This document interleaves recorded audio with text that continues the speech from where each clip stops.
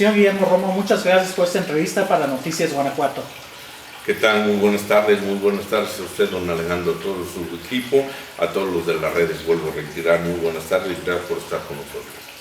Hace unos días se llevó a cabo el informe de actividades por parte del gobernador Miguel Márquez Márquez. ¿Cuál es su opinión al respecto?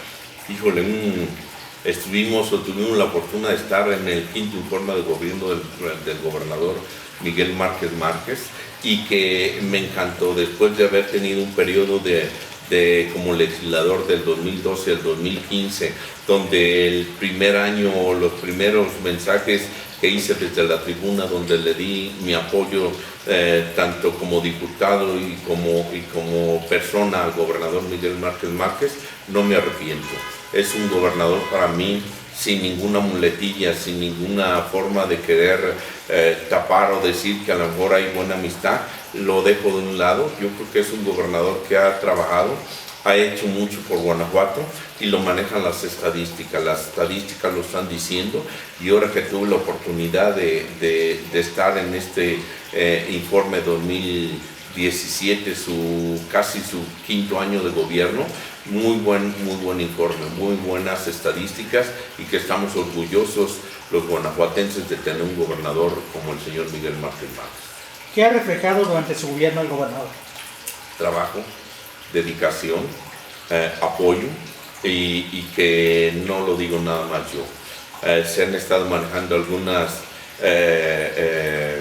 estadísticas, algún tipo de comentarios, y que la estadística lo manejan a 10 puntos de todos los gobernadores a nivel nacional. 10 puntos de diferencia. Yo no lo hago. Yo creo que Mitoski y todas las empresas lo han hecho, y va a 10 casi 11 puntos de todos los gobernadores. Nos sentimos orgullosos, Guanajuato, de tener un gobernador como el señor Miguel Márquez Márquez. Y en el sector empresarial, en el sector del empleo, ha estado trabajando. Es un gobernador que no está sentado nada más en el escritorio, y me consta porque en el periodo que yo estuve, 2012-2015, estuve acompañándolo mucho en sus recorridos políticos, en sus recorridos hacia el estado de Guanajuato, y un gobernador que ha estado apoyando mucho.